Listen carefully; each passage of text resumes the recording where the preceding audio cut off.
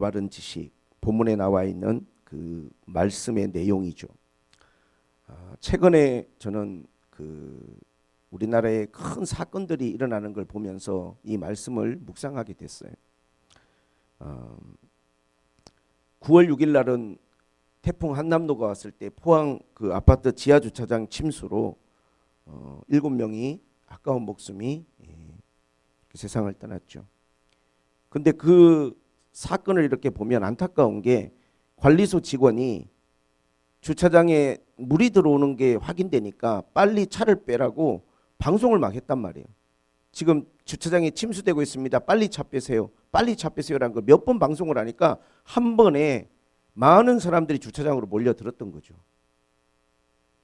근데 이 직원의 말을 믿고 사람들이 차를 빼려고 들어갔는데 너무 주차장에 많은 사람들이 한 번에 내려왔고, 문제는 그 옆에 있는 냉천이라고 하는 하천이 범람하는 상황이었기 때문에 물이 조금씩 차오르는 게 아니라 순식간에 지하 주차장을 다 물이 채워버렸어요.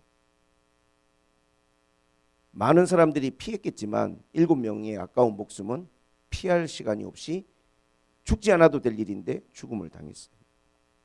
관리소 직원의 책임만을 묻기에는 참 안타깝죠. 그 사람도 이런 상황을 예측했겠습니까? 이번 주 월요일 날은 보니까 대전 현대 프리미엄 아울렛 지하 1층에 불이 났는데 하역장 직원 7명이 질식사를 했더라고요. 너무 안타깝죠. 불이 나가지고 막 불꽃이 보이는데 주차하는 차들이 들어가다가 막 후진하는데 연기가 금방 순식간에. 거기에서는 무조건 불이 나는 순간 빨리 출구를 찾아서 나오는 것만이 답인데 잠시 머무는 순간, 잠시요 아주 그냥. 앞을 가릴 수 없을 정도로 연기가 차오르면서 누가 거기 있었든지 간에 그 연기 때문에 질식했을 것 같아요. 근데 너무나 순간적으로 일어나는 일이기 때문에 상황 판단이 어려울 것 같아요. 지금도 잊을 수 없는 것은 2014년에 있었던 세월호 사건이죠. 안산 단원고 학생들 포함한 304명이 죽었어요. 사고가 나서 사람이 죽는 것은 우리가 참 안타까워도 어쩔 수 없는데, 문제는 뭐냐면 얼마든지 살릴 수 있었는데, 골든타임이 있었고 거기에서는 시간이 있었는데 방송을 계속 내보는 거예요. 뭐라고? 자리에 가만히 있어라. 자리를 지켜라. 가만히 있어라. 죽어가면서도 아이들이 거기서 이야기를 나누고 있고 그냥 자기가 죽는 거를 모르고 있다는 자체가 너무 지켜보면서 그 고통이 우리의 마음에 너무 깊이 각인이 되더라고요. 그렇게 방송을 내보낸 직원들은 자기들은 먼저 도망가 버리고 탈출했어요. 저는 오늘 이 세상에 교회가 스피커라고 한다면 구원의 복음을 전해야 되는데 지금 제대로 된 이야기를 전달하고 있나, 사람들에게 올바른 구원의 메시지가 전달되고 있나에 대해서 굉장한 물음표를 가지고 있습니다. 많은 사람들은 내가 구원받았겠지라고 생각하면서 살아가고 있을 것 같아요. 그러나 과연 하나님의 말씀에 나의 구원이 이루어진 것인가, 그리고 구원은 어떻게 이루어지는가에 대한 진지한 고민과 물음이 지금 필요합니다. 늘 이야기하지만 세상은 정말 골든타임인 것 같아요. 지금 우크라이나 전쟁을 하고 있는데 계속해서 러시아는 핵무기 쓸 수 있다라고 하는 선전포고를 하고 있는데 입에만 발린 소린 같지 않아요. 북한에서는 계속 핵실험한다고 그러고 미사일 쏘아 올리고 있는데 긴장관계가 고조되고 있죠. 뭐 경제 상황만을 이야기하지 않더라도 앞으로 세상에 어떤 일이 벌어져도 이게 예측 불가능한 게 아니라 그런 일이 일어날 수도 있겠다는 정도로 우리는 심각한 이런 위기 상황에 살고 있어요. 뿐만 아니라 이 어떠한 기후변화로 인한 자연재해는 모두가 다 끊임없이 지금 우리가 그 이야기에 대해서 경고를 받고 있고 빨간불이 들어오고 있거든요. 알람이. 그렇다면 지금 이 시간에 우리에게 중요한 것은 내 구원이겠죠. 오늘 본문에도 사도 바울은 그랬습니다. 내 마음에 원하는 바와 하나님께 구하는 바는 이스라엘 백성 그들로 구원을 받는 거라는 거. 다른 게 뭐가 있어요? 결국은 구원을 받아야 되는데 내 백성, 내 민족이 구원을 받지 못하는 것이 내 마음에, 또 하나님께 기도할 때 가장 마음이 아픈 거예요. 9장에 사도 바울은 그런 말을 합니다. 내가 참말을 하고 거짓말 아니하노라. 나에게 큰 근심이 있고 마음에 그치지 않는 고통이 있는 것을 내 양심이 성령 안에서 정언하노니 그것은 뭐냐? 나의 형제 골육의 친척을 위하여 내 자신이 저주를 받아 그리스도에게서 끊어질지라도 원하는 바로 이것은 이스라엘 백성들의 구원에 관한 거라는 거예요. 사도 바울은요, 내가 저주를 받아서 차라리 그리스도에게 끊어지더라도 내 민족이, 내 사랑하는 동족이 하나님을 그리스도를 알고 구원을 받았으면 좋겠다는 거예요. 얼마나 가슴이 아프면 이런 이야기까지 하겠습니까? 그러면 뭐가 문제냐? 오늘 여기 바울은 그렇게 말합니다. 2절에 내가 증언하노니 그들이 하나님께 열심히 있으나 올바른 지식을 따른 게 아니라는 거예요. 제가 아까 이야기한 것처럼 가만히 있어라, 차 빼라, 이게 올바른 이야기가 아니거든요. 차가 목숨보다 중요합니까 여러분? 죽을 줄 알면 누가 거기 내려가겠어요? 얼마든지 애들이 빠져나올 수 있고 구명조끼 끼고 바다로 뛰어만 들어도 떠 있으면 건져줄 텐데 가만히 있으라는 이 잘못된 메시지가 그 사람들을 다 죽게 만든 거잖아요. 이스라엘 백성들에 대한 사도 바울의 마음은 뭐냐면 하나님께 열심은 있어요. 근데 문제는 올바른 지식을 따른 게 아니라는 거예요. 잘못된 어떠한 메시지를 붙들고 잘못된 자기들이 생각을 가지고 열심을 내고 있는 거예요. 잘못된 열심이 문제죠. 잘못된 열심. 어쩌면 이것은 사도 바울이 자기 마음의 고백인지도 몰라요. 누구보다 열심히 하나님을 믿었지만 열심히 믿으면 믿을수록 하나님과 멀어지고 하나님의 뜻과 멀어지는 게 이 아이러니를 사도 바울은 정말 예수님 만나고 알았어요. 율법을 지키면 지킬수록 하나님의 뜻과 멀어지는 건 뭘까요? 여러분 우리가 세상에 이단 사이비 이야기를 가끔 접하지만 극성스러울 정도로 열심을 내는데 문제는 뭐냐면 올바른 지식을 따른 게 아니니까 열심을 내면 낼수록 그 사람들은 미친 사람들이 되는 거고 이상한 사람이 되는 거예요. 왜? 잘못된 열심은요, 그건 열심을 낼수록 더 자기의 삶이 피폐해지는 거잖아요. 올바른 지식, 구원은 특별히 올바른 지식이 필요하죠. 제대로 알아야 되는 거죠. 근데 이스라엘 백성들은 열심은 있지만 올바른 지식이 없어요. 그들이 생각은 뭐냐? 하나님의 의를 모르고 자기 의를 세우려고 하나님의 의에 복종치 않는 거예요. 그들은 율법만 지키면 된다고 생각했어요. 율법만 열심히 지키면, 그러면 율법을 열심히 지킨다는 것이 이룰 수 있는, 도달할 수 있는 마지막 정점은 뭐냐면 자기 의거든요. 나 이렇게 살았어. 난 이렇게 살았어. 난 이것도 지키고 이것도 지키고 이것도 지키면서 난 이렇게 살았어라고 하는 게 율법의 종착점이거든요. 근데 그것은 뭐냐면 의를 이룰 수 없다는 거예요. 그렇게 아무리 살아도 그렇게 해서 내가 의로워지지 않는다는 거예요. 문제는. 그럼 율법은 왜 줬을까요? 율법은요, 그 율법의 목적이 있어요. 그것이 우리를 의롭게 하기 때문에 준 게 아니라 그것이 우리를 그리스도에게까지 이끌어가는 거예요. 율법의 역할은 거기까지. 그래서 4절에 뭐라고 말합니까? 그리스도는 모든 믿는 자에게 의를 이루기 위하여 율법의 마침이 되었다 하죠. 마침. 율법은 마침이 있어요. 영어로 the end예요. 율법은 끝이 있는 거예요. 그리스도가 오시면 거기까지예요. 그리스도가 오시기까지 그 가운데 징검다리였어요. 그리스도가 왔잖아요. 이제 예수님은 율법의 마침이 되셨어요. 의를 이루실 수 있는, 정말 우리의 의를 이룰 수 있는 그분이 오신 거예요. 그런데도 이스라엘 백성들은 율법의 마침이 되시는 메시아, 구원자 예수 그리스도를 받아들이지 않고 오히려 율법만을 붙들고 예수님을 핍박하고 십자가에 못 박아 죽였어요. 열심을 내면 낼수록 더 하나님의 뜻과 멀어지고 예수와 원수가 되는 거였죠. 자기 의라는 것은요, 결국은요, 자기 의지와 노력의 결과물이고 성과이기 때문에 이것이 가지고 오는 결론은 뭐냐면 자기 자부심이나 자랑으로 귀결되는 거죠. 내가 열심히 지키고 살았으니까 결국은 나의 자부심이고 나의 자랑이잖아요. 근데 하나님의 의는 뭘까요? 하나님의 의는 뭐냐면 내가 한 것이 없는데 하나님이 예수 그리스도를 통하여 나의 모든 죄를 그분에게 다 전가시킨 거예요. 세상 죄를 지고 가는 어린 양이라고 한 것처럼 나의 모든 죄를 예수님이란 분에게 다 전가시켰어요. 그분이 우리의 죄를 다 짊어졌어요. 그리고 그 죄의 대가로 십자가 위에서 물과 피를 흘려서 죽으셨어요. 우리가 그 사실, 예수님이 나의 구원자로 오셔서 나를 위해서 모든 죄를 지고 죽으시고 부활하셨다는 그 사실을 믿는 것이 나를 의롭게 한다는 거예요. 이 믿음이. 이건 전혀 다른 이야기거든요. 율법을 지키는 것과는. 하나님이 이루신 이 복음의 사건을, 내가 그 사건을 내가 온전히 내 마음으로 믿고 내 삶 가운데 받아들일 때 그것이 나의 의가 된다는 거예요. 여기에 대해서 바울은요, 강력한 메시지를 우리에게 전하고 있죠. 로마서 4장에 아브라함을 통해서 그런 이야기를 우리에게 이야기합니다. 4장 3절. 성경이 무엇을 말하느냐? 아브라함이 하나님을 믿음에 그것이 그에게 의로 여기진 바 되었나니 일하는 자에게는 그 싹시 은혜로 여기지지 아니하고 보수로 여겨지거니와. 자, 내가 어디 하루 일하러 갔어요. 열심히 일해서 내가 20만 원을 받았어요. 그럼 그게 은혜입니까? 내가 열심히 아침부터 저녁까지 일해가지고 20만 원 받았는데 보수죠, 그거는.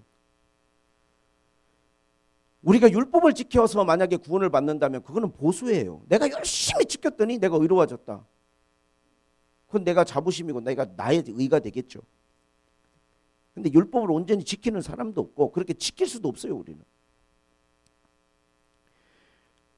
근데 5절에 보니까 이를 아니할지라도 경건하지 않은 자를 의롭다 하시는 이를 믿는 자에게는 그의 믿음을 의로 여기시나니 일한 것이 없이 하나님께 의로 여기심을 받은 사람의 복에 대하여 다윗이 말한 바 불법이 사함을 받고 죄가 가리심을 받은 사람들이 복이 있고 주께서 그 죄를 인정하지 아니하실 사람이 복이 있다 함과 같으니라.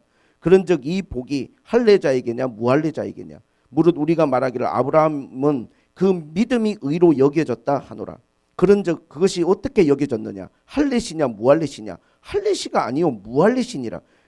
그가 할례의 표를 받은 것은 무할례시의 믿음으로 된 의를 인친 것이니 이는 무할례자로서 믿는 모든 자의 조상이 되어 그들로 의로 여기심을 얻게 하려 하심이라. 얼마나 설명이 더 필요 없을 정도로 나와 있어요. 아브라함이 하나님을 믿었어요. 그 믿음이라고 하는 것은 뭐냐면 하나님이 약속을 이루시고 모든 것들을 이루실 분이라는 거, 내 힘으로 되지 않고 하나님이 아들을 주시고 민족을 이루고 하나님이 그렇게 하실 거라는 걸 믿었다는 거예요. 그걸 하나님이 의롭게 여기신 거예요. 창세기 15장이죠. 근데 그때 할례 안 받았을 때였거든요. 우리가 의롭게 되는 것은 할례를 받기 전이었어요. 그러면 할례는 왜 받았냐는 거예요. 믿음으로 의롭게 된 것을 인쳐준 거라는 거예요. 인치심이라고 그러잖아요. 이게 우리 복음에도 똑같이 적용되는 겁니다, 여러분. 우리가 하나님 앞에 의롭게 된다라고 하는 게 법정 용어거든요. 이 법정을 한번 생각해 보세요. 재판장이 서 있고 여기 지금 죄인이 서 있어요. 재판장이 모든 사람들 앞에서 방망이를 치는 거예요. 너는 모든 죄에 대한 대가를 다 지불했으니까, 모든 죄값을 다 치렀으니까 너는 이제는 무죄. 왜? 죄를 다 지불했으니까. 누가 지불했느냐? 예수님이 나를 대신해서 다 지불했으니까 네가 한 게 없지만 너의 모든 것들을 다 지불됐기 때문에 넌 무죄다라고 선언해 주는 게 이게 의거든요. 그래서 우리가 그거를 신학적인 용어로 칭의라고 하는 거예요. 하나님이 의롭게 여기시는 거예요. 그렇게 여겨주시는 거예요. 부족하고 연약하지만.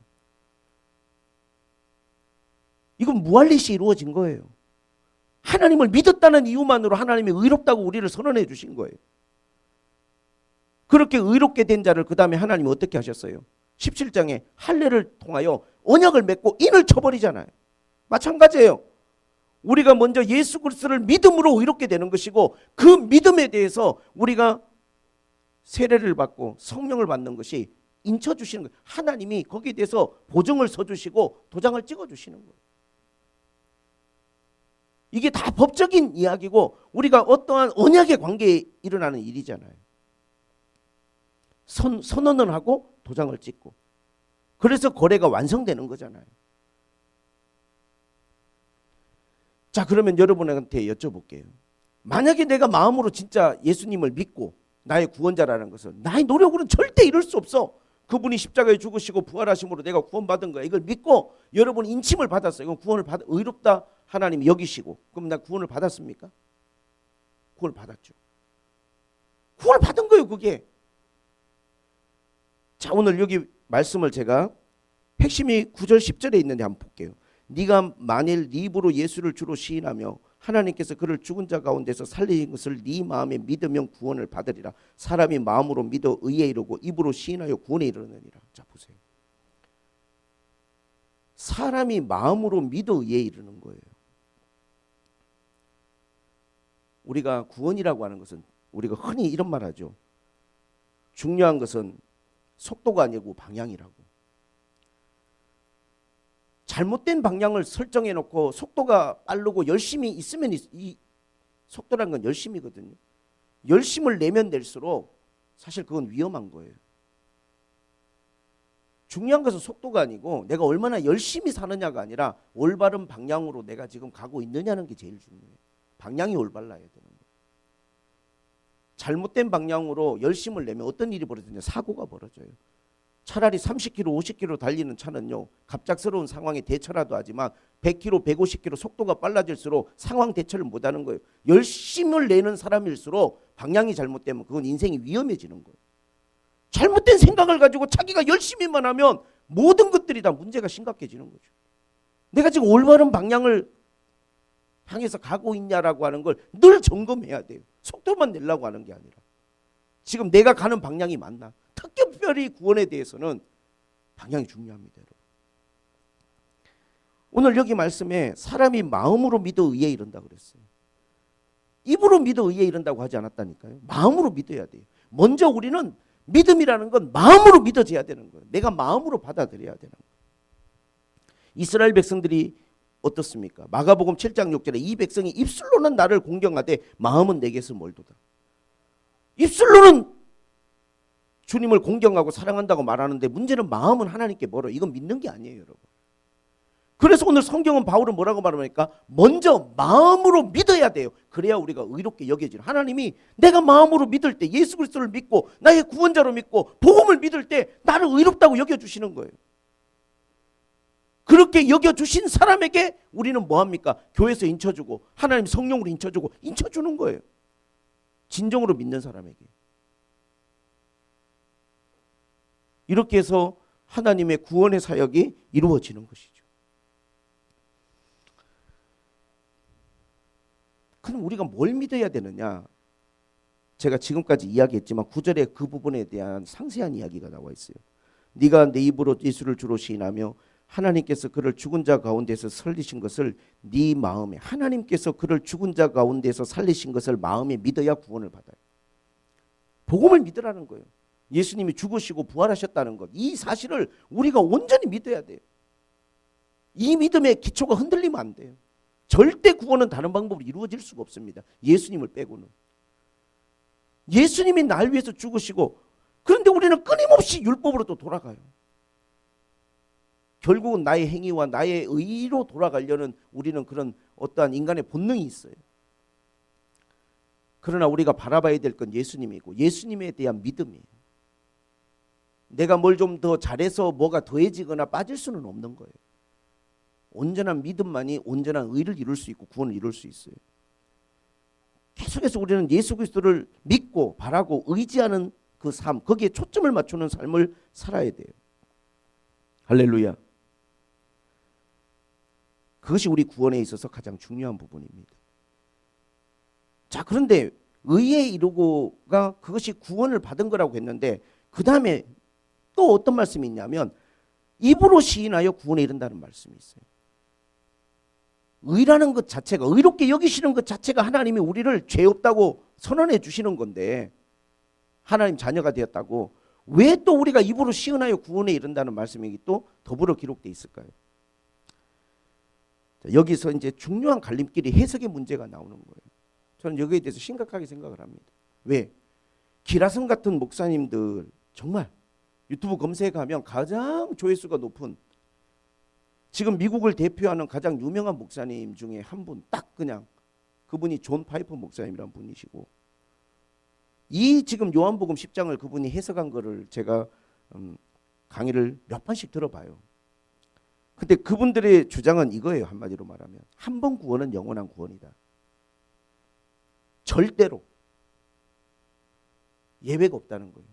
한 번 하나님이 의롭다고 칭했다? 그러면 그 사람은 이탈이란 게 없다는 거예요. 반드시 하나님이 의롭다고 칭하신 사람은 구원에까지 이른다라고 못을 박아서 이야기를 했고. 근데 이 존 파이프 목사님이 책도 많이 쓰시지만 영향력 있는 목회자거든요. 그리고 이 침례교 목사님이세요. 한국에 있는 유명한 기라성 같은 침례교 목사님들이 존 파이프 목사님의 칭의와 구원에 대한 이야기를 인용하면서 한번 구원받으면 절대로 변하지 않는다라고 하는 것을 굉장히 강력한 복음으로 선포를 하는데, 여기에 대한 반발이 만만치 않아요. 한 번 구원이 영원한 구원이라고 하는 것도 나름의 성경의 베이스와 근거를 갖고 하시는 이야기인데, 그거에 대한 반발도 역시 마찬가지예요. 어떤 반발이 있느냐? 성경을 보게 되면 우리가 마음으로 믿어 의에 이르렀어요. 하나님이 나를 의롭다고 여겨주시고 하나님이 나를 하나님의 자녀로 여겨주시는 거예요. 그렇게 삼아주셨어요. 구원받았어요. 근데 문제는 입으로 시인하여 구원에 이른다. 그럼 입으로 시인하는 게 뭐냐? 예수를 주로 시인하라는 거예요. 내 삶 가운데 이제 내가 그렇게 마음으로 믿었어. 내 노력이 아닌데 구원을 받았어. 그럼 계속 그 삶을, 내가 구원을 받은 삶을 입으로 시인하면서 살아야 되는 거예요. 살아내야 되는 거죠. 그렇게 살아라는 거예요. 계속 온전한 구원을 이룰 때까지, 나의 구원이 완성될 때까지. 마치 어린아이가 태어났어요. 그 아이가 잘 자라야 될 거 아니에요. 아무 사고 없이, 아무 질병 없이 건강하게 자라나야 될 거 아니에요. 성숙한 사람이 될 때까지 자라가는 과정. 그걸 우리가 성화라고도 하는데, 그래서 많은 신학자들은 어떤 생각을 가지고 있냐면, 우리는 구원을 받았지만 아직 우리가 주님 앞에 서는 날까지는 아직은 난 예시라는 거예요. 아직은. 그 구원을, 받은 구원을 이루어가는 그 시간이 우리에게 반드시 필요하다는 거예요.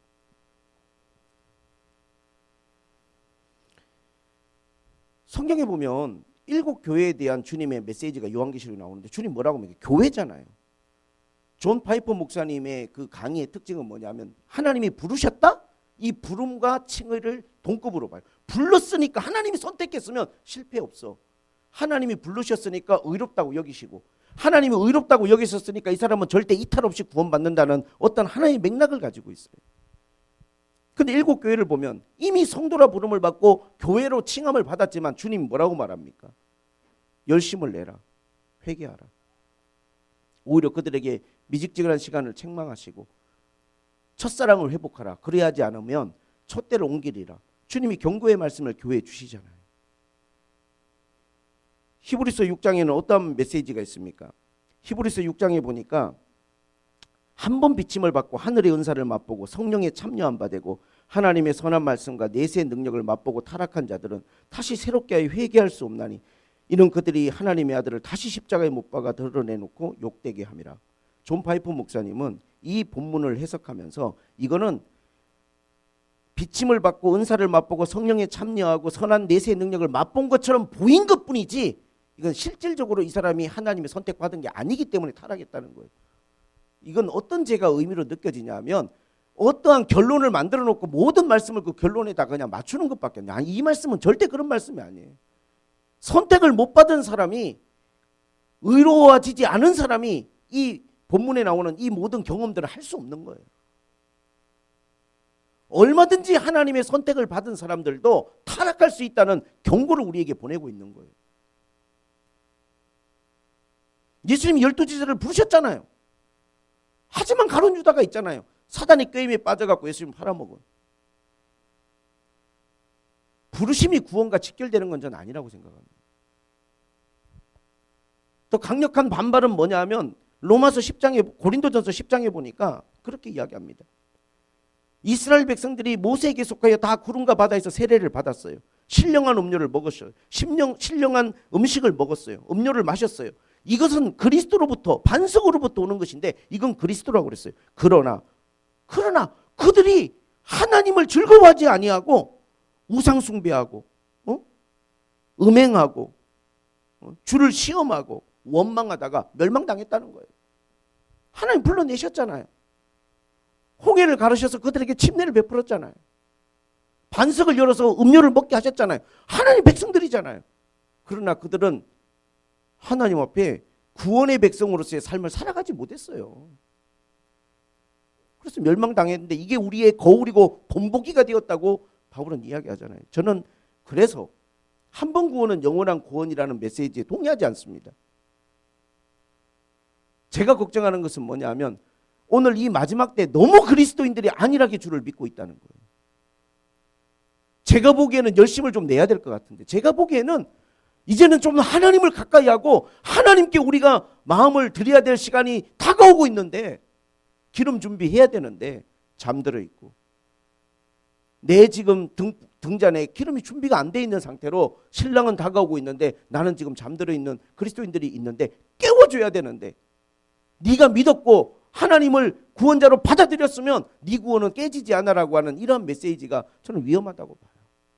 그것도 가장 영향력 있는 목회자들의 메시지가.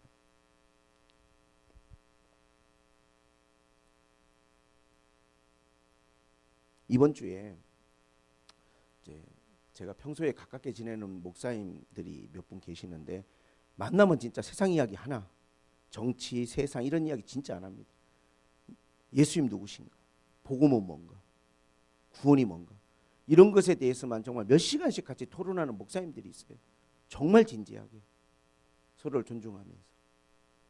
이번 주에 이제 그 사모님들하고 같이 식사 모임이 좀 있었어요.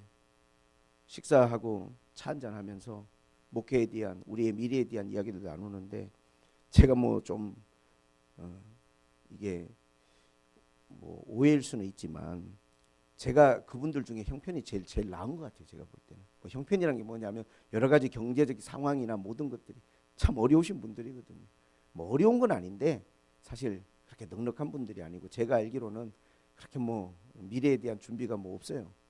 근데 내가 그분들을 만나면서 사모하고도 느끼는 게, 어떻게 그렇게 이 어떤 삶의 질이 높고 평화를 누리고 있는지 몰라요. 우선 부부 사이들이 너무 좋아요. 웬만하면 저를 따라오기가 쉽지 않은데 그분들은 정말 정말 너무너무 사이가 좋고, 그 다음에 그분들과 이야기를 나누는데 너무 감사와 평안이 넘쳐요. 그냥 그런 척하는 게 아니라 정말 왜 그런가 봤더니 진짜 자기의 어떠한 미래에 대한 모든 것들을 주님께 맡기고 살아간다는 게 너무 느껴져요. 진짜 가진 게 없는데. 교회가 작은 것도 아니에요. 가지려고 하지 않아요. 그런데도 먹고 살아가는 삶이 그렇게 넉넉할 수가 없어. 항상 더 좋은 거를 대접하려고 하고 베풀려고 하고 주려고 하고. 난 주려고 한다는 말이 맞는 것 같아요. 항상 뭔가를 주려고 하는, 주고 싶어하는 그 마음이 막 느껴지는 거예요. 많은 걸 가진 분들이고 부자라 그러면 돈 있으니까 좀 써도 되지 이렇게 생각할 텐데, 전혀 그렇지 않은 상황인데도 어떻게 그런 마음을 가질 수 있냐. 우리가 마음으로 주를 믿는다는 게 뭘까요? 입으로 주님을 시인한다는 게 뭘까요? 이게 어떠한 삶의 어떠한 결과물들로 우리 삶 가운데 나타나는 것들이거든요. 가짜는 여러분 나중에 하나님 앞에 구원이 될 수가 없어요. 나는 우리 새물교회 성도들을 위해서 날마다 기도하고 생각하죠. 여러분이 입으로 주님을 시인하는 삶을 살았으면 좋겠어요. 뭐라고? 나의 주라고. 여기 그러죠, 9절에. 입으로 주님을 시인하는 거. 입술로 주님을 시인하면 구원에 이를 거라는 거예요. 하나님이 구원한다는 것은 내 영혼의 구원만이 아니에요. 삶의 어느 순간마다 하나님 여러분을 구원하신다니까요. 여러분의 힘이 되시고 도움이 되셨고, 왜? 여러분이 주님을 나의 주인으로 고백하니까. Jesus is my Lord. 나의 주님이라는 거예요. 나의 목자시고. 어려움이 없는 게 아니에요. 코로나 시국에 교인이 절반이 떠난 목사님도 있어요. 그 만난 목사님 중에. 얼마나 스트레스를 받았는지 몸무게가 그냥 뭐 한 달 만에 7kg씩 빠지고 그렇게 힘든데, 아니 삶이 힘들지 않다는 말이 아니에요. 삶의 무게가 가볍다는 뜻이 아니에요. 그 모든 것 다 포함해서 주님께 내 삶을 다 위탁하고 살아가니까 그 모든 상황 속에서도 이 고요한 평안한 그 누리는 그 평화와 은혜가 느껴지는 거예요. 제가 아내에게 물어봤어요. 당신은 이렇게 만나고 오면서 어떤 느낌이야? 그랬더니 너무너무 정말 하나님 의지하고 살아가는 게 느껴진다는 거예요. 의지하고 살아가는 거죠. 자식이 부모를 의지하듯이. 자식이 내일 먹을 걸 걱정하고 살지 않잖아요. 부모님이 계시니까. 자식이 내일 입을 걸 걱정하고 살아가지 않잖아요. 부모님이 계시니까. 왜 이렇게 걱정 근심이 많은지 모르겠어. 그건 온전히 내가 주님을 믿고 있는가에 대한 방향에 대한 문제를 내가 생각해 봐야 돼. 혹시 나의 의와 나의 열심과 나의 노력으로 내가 살아가야 된다는 부담을 내가 안고 있는 것은 아닌지. 주님께 더 많이 맡겨야 돼. 그게 믿음이에요. 주님을 더 많이 의지해야 돼요. 그게 믿음이에요, 여러분. 그리고 삶의 어떤 순간들마다 입으로 주님을 고백해야 돼요. 나의 주님이 나의 주인이시라고. 내 삶이 주님의 것이라고. 눈에 보이지 않지만 내 옆에 계신 나의 아버지처럼 그분을 의지하고 그분께 고백하고 살아갈 때 그게 뭐냐? 이 땅에서 하나님 앞에 은혜고 평강이고 하나님 앞에 그게 구원이라는 거예요.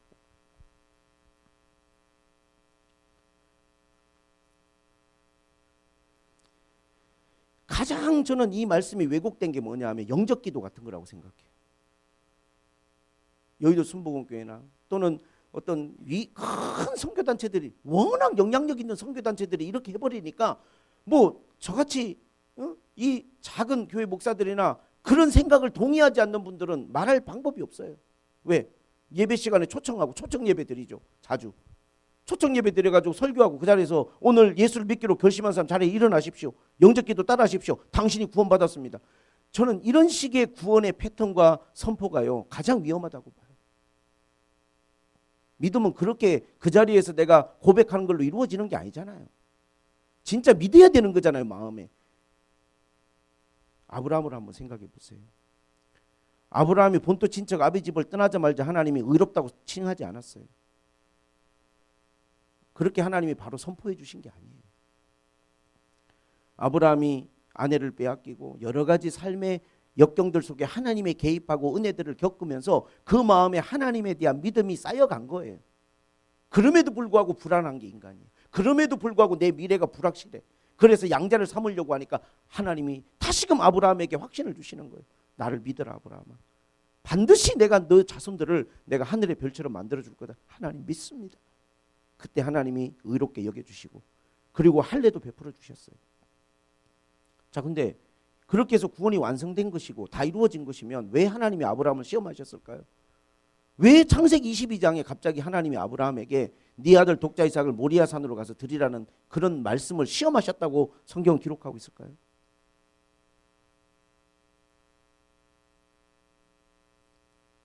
다 완성된 거면 시험 필요가 없죠. 하나님은요, 아브라함이 진짜 나를 온전히 믿고 있는지를 하나님은 알고 싶으셨어요. 내 말에 아브라함이 순종하는지를 하나님은 알고 싶으셨어요. 우리가 구원을 받았어요. 진짜 여러분이 하나님을 마음으로 믿는다면 매 순간 여러분의 삶 가운데 예수님을 부르고 나의 주인으로 여러분이 인정한다면 구원 받았어요. 그러나 어느 순간 하나님이 여러분을 시험하자고 할 때가 있을 거예요. 여러분의 믿음이 확실한지를. 우리가 하나님 앞에 구원을 받았지만 우리의 믿음을 하나님 앞에 완성해 가야 되고 우리의 믿음이 성장해 가야 돼요. 그러지 않으면 언제 우리가 사단에게 우리의 믿음을 빼앗길지 몰라요. 잘못된 생각을 집어넣어주고.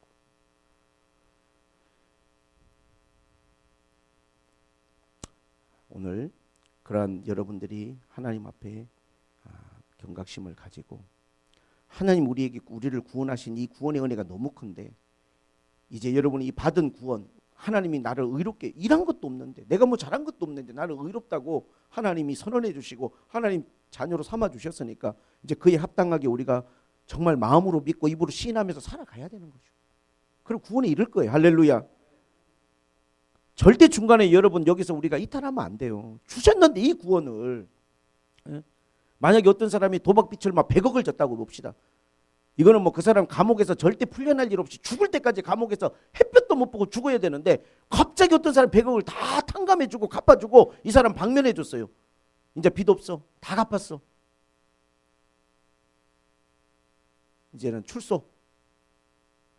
이제는 내 그 무거운 100억이라는 어마무지한 그 빚에 눌려가지고 감옥에서 평생 나는 살아야 될 사람인데 그 죄를 다 멸하고 나를 풀어줬으니까 이제 어떻게 살아야 돼? 이 가벼운 마음으로, 이 은혜를 입은 마음으로 이제 열심히 살아야죠. 근데 또다시 도박꾼 찾아가고 개가 토했던 들 찾아간 것처럼 예수 믿지 않을 때 우리 어떤 이기심과 욕심과 교만과 이런 것들을 향해서 다시금 우리가 거기 가 있다면 그 사람은 어떻게 될까요? 그건 안 될 일이잖아요. 한 번 구원 영원한 구원? 저는 그게 동의하지 않습니다. 오히려 성도들을 깨워야 된다고 봐요. 준비하라. 깨어라. 기름 준비하라. 하나님 앞에 열심을 내라. 올바른 지식에 근거한. 내가 막 율법처럼 막 열심히 지켜야 내가 못 지키면 나는 구원 못 받을까. 이런 이야기가 아니에요. 이미 여러분의 구원 이루어졌어요. 그 주신 구원 안에서 이제는 내 마음과 입으로 주님을 인정하고 시인하는 삶을 하나님 앞에 살아가면서 그리스도의 장성한 분량까지 우리가 자라가야 된단 말이에요. 할렐루야. 그렇게 우리가 하나님 앞에 온전한 구원이 여러분의 삶 가운데 이루어지시기를 주님의 이름으로 축복을 드립니다. 구원에 대해서 의심하지는 마세요. 하나님 구원을 주셨습니다. 여러분이 뭐 작은 잘못 하나 실수 하나 죄 하나 지었다고 구원이 뭐 받았다 없었다 이런 이야기를 하고 있는 게 아니에요. 제가 여러분에게 경고하는 것은 한 번 구원 받으면 어떤 상황에서도 그 구원을 잃어버리지 않는다는 오늘날의 이 메시지가 위험하다는 이야기를 하는 거예요. 우리의 구원을 귀하게 여기고 끝까지 하나님 앞에 이거를 잘 지켜나가야 됩니다. 그건 우리의 몫이에요. 전 그렇게 생각합니다. 그러면 이건 오롯이 나의 몫이냐? 너무 힘들다. 아니에요. 하나님의 성령으로 여러분들을 전방위적으로 도와주시겠다는 거예요. 네가 그렇게 살 수 있도록 하나님만 의지하고 하나님만 바라보면 하나님 성령으로 여러분들에게 힘 주시고 능력 주시고 은혜 주시고 할렐루야. 그래서 하나님 가까이 해야 돼요. 항상 우리는. 그렇게 여러분들이 우리 새물교회 모든 성도들이 다 하나님의 온전한 주신 구원을 온전히 이루실 수 있기를 주님의 이름으로 축복을 드립니다.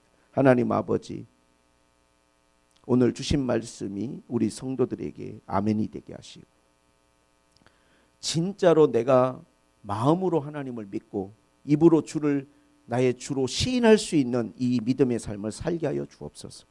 예수님의 이름으로 기도하옵나이다.